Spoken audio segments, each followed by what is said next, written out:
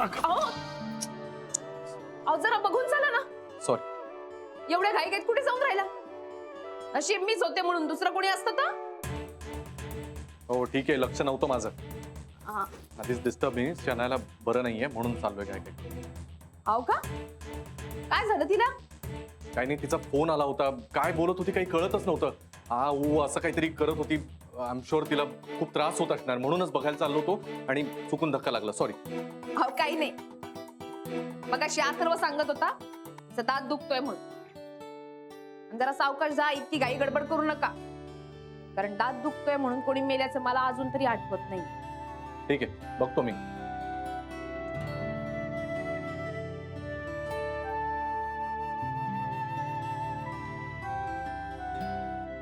शाण्यासाठी इतकी धावपळ करून राहिले. उद्या मला काही झालं तर माझ्यासाठी असे दावत येतील की नाही कोणाच ठाऊक. बच्चा काय ग? काय झालं मला कळलं. ऐक बघू दात तुटला. कळत नाहीये. झिंझिण तो दुखतंय तो. ऐक असं झालं.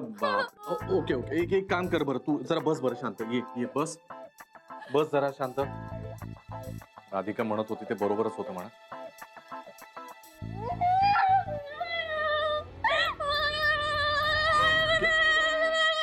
एक मिनिट.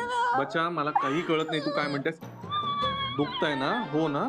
आपण डॉक्टरकडे जाऊया का? हा, म्हणजे गोळ्या घेतलं की बरं वाटेल ना, त्याला काहीतरी ते देतील ना, मग नीट बोलता पण येईल तुला, मलाही कळेल काय बोलतेस. ओके, असं झालं. ये जाऊ ना, डोंट वरी.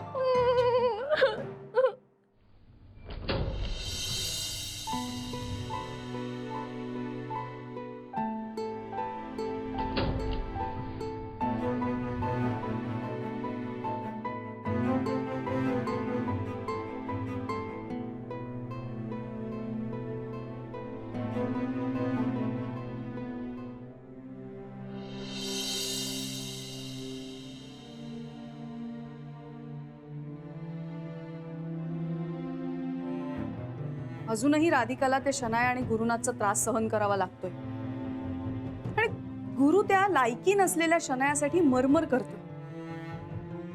ती शनाया जी लोकांना फसवतीये, लुबाडतीये. आधी तो कुणाल, मग गुरु, आणि गुरुला लुटून झालं की मग आणखीन कोणीतरी. शनायासारख्या मुली दुसरं काय करू शकतात म्हणा. पण ह्याचा त्रास बिचारा राधिकाला का? गुरुला तर ती अगदी जवळची मैत्रीण वाटते. गुरुला वाटतंय शनायाचं प्रेम आहे त्याच्यावर, पण शनायाचा हा बेगडीपणा आहे आणि तो उघडकीला यायलाच हवा. त्यासाठी मला हे राधिकाला सांगायला हवं, पण मी राधिकाशी बोलत नाही.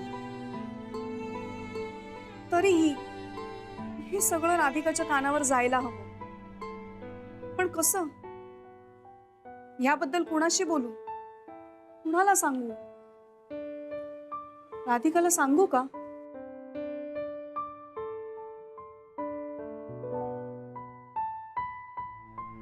नको. तिच्याशी बोलायला गेले तर तिला वाटेल मी तिला तिने केलेल्या चुकीबद्दल माफ केलं. राधिका तेव्हा चुकलीच होती आणि त्या चुकीला माफी नाही. नको, जाऊ दे. मी कोणाला काही सांगतच नाही. मला काय करायचंय, तिचं आयुष्य आहे, ती बघेल काय करायचं. सारखा विचार करून ना डोकं दुखायला लागलंय आता. कोणाशी बोलू मी? झालं का ग काम सगळं? हो ना. झोपले का नानाजी? हो, दमले होते खूप आणि सकाळी लवकर फिरायला जायचं ठरवलंय ना, म्हणून गेले. पण अथर्व कुठे गेला? तो दिसत नाहीये. पंकज भाऊ बरोबर खाली आईस्क्रीम खायला गेलाय. हल्ली फार चिडचिड करतो. नाही आपण नसते ना खेळायला, मग काय करणार पोट्ट. खरंच तुमच्या मैत्रीला कोणाची दृष्ट लागली कोणाच ठाऊक. सगळेजण असंच म्हणतात. पण नानीजी, आमची मैत्री काही कमी नाही होणार. आज नाही उद्या रेवती माझ्याशी नक्की बोले. नानीजी, पण सोसायटीतले सगळेजण माया बरोबर आहेत हे किती चांगलं आहे ना. नाहीतर हल्ली इतका घरोबा कुठे बघायला मिळतोय. अगं असं काय करतेस? आपल्या चाळीत होतं की असंच सगळे कसे एकोप्यानी एक कुटुंब असल्यासारखे राहायचे, हो की नाही? कारणही होतं तसंच म्हणा. सगळेजण कामाच्या निमित्ताने आपला गाव सोडून मुंबईत आलेले, नातेवाईक वगैरे कोणीच नाही तिथे. मग अडी अडचणीला कोण? शेजारी. म्हणूनच तर एवढं महत्व आहे शेजार धर्माचं. आता आपलंच बघ ना, महाजनी आहेत, रेवती आहे, गुप्ते आहे, गीता पांचाळ वगैरे सगळे आहेत. हा ते ईशा बिशा आहेत थोडे, पण बाकी सगळे छान आहेत. खरं. पण नानीजी, आता पान इथे राहायला येऊन 5 वर्ष तरी झाली, पण असं वाटून राहिलं का वर्षानुवर्षाची ओळख आहे आपली. खरंच नेहमीच मदतीला हजर असतात. आता आजच बघ ना, ह्यांनी सकाळी ऐकलं शेजारच्या सोसायटीत चोरी झाली म्हणून लगेच तातडीची मीटिंग बोलावली की आपल्या सोसायटीच्या सुरक्षिततेसाठी काय करता येईल हे ठरवण्यासाठी. हो का? मग काय ठरलं मीटिंग मध्ये? हा, म्हणत होते की फेरीवाल्यांसाठी आणि येणाऱ्या जाणाऱ्या लोकांसाठी जे नियम आहेत ना, ते जरा काटेकोरपणे पाळले गेले पाहिजेत. हा, म्हणजे नोंद करायची, रजिस्टर ठेवायचं, कोण येतंय कोण जातंय, वरती फोन करून विचारायचं की यांना पाठवू का, असं हे सगळं बघणार. अगं गुप्ते तर हेही म्हणाला म्हणे की आपण 2 वॉचमन वाढवूया, एक पुढच्या गेट पाशी आणि एक मागच्या गेट पाशी. काय झालं? आज लाईट कसे काय गेले? नानीजी तुम्ही थांबा, मी मेणबत्ती पाहते. हो, तिथे ड्रॉर मध्ये बघ. तिकडे आहे का? हो.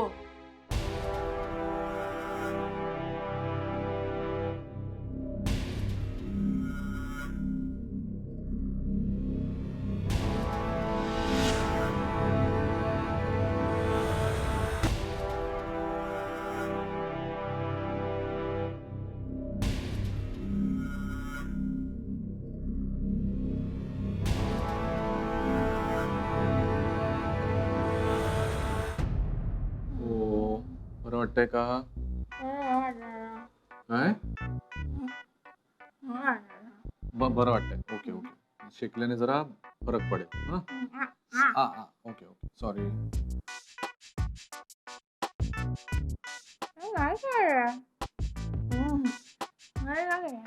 लाईट का गेले तेच कळत नाही ग. नाहीतर जनरली जनरेटर बॅकअप असला की लगेच येतात ना.